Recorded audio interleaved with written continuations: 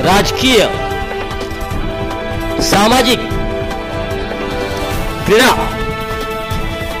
सांस्कृतिक, शैक्षणिक, गुन्हेगारी जे दिसतंय तेच दाखवतो TV9+। अंबेजोगाई बीड, महिला वकिलास बेदम मारहाण, कायदा व सुव्यवस्था आहे कुठे? महिला वकिलास बेशुद्ध होईपर्यंत मारहाण, कायदा पोलीस न्यायव्यवस्था गेली कुठे? 8 ते 10 सशस्त्र टोळक्याने महिला वकिलास लाठ्या पाईपने केली जबर मारहाण।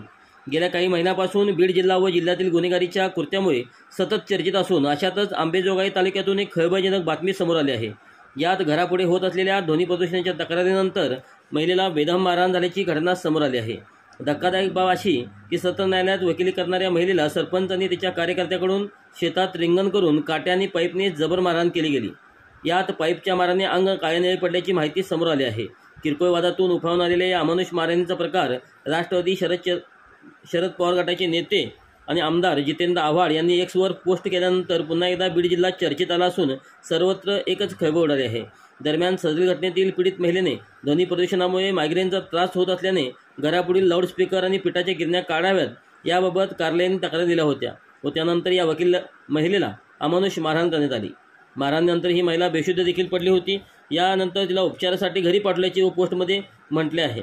या मारहाणीनंतरचे फोटो देखील आता समोर आले असून राष्ट्रवादी काँग्रेस शरद पवार गटाचे नेते जितेंद्र आव्हाड यांनी सोशल मीडियावर पोस्ट करत ही माहिती दिल्यानंतर अंबेजोगाई तालुक्यातील हा धक्कादायक प्रकार समोर आला आहे।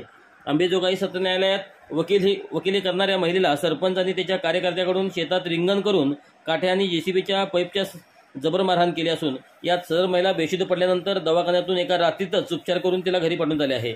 सदर सरपंच आणि इतर 10 पुरुषांनी मिळून एका वकील असलेल्या स्त्रीला मारहाण करणे कितपत योग्य आहे? गावात सरपंचाचा कारभार कसा असेल? कोणत्या पक्षाचा हा सरपंच आहे? महाराष्ट्र टुडे मराठीसाठी ब्युरो रिपोर्ट, अंबेजोगाई, बीड।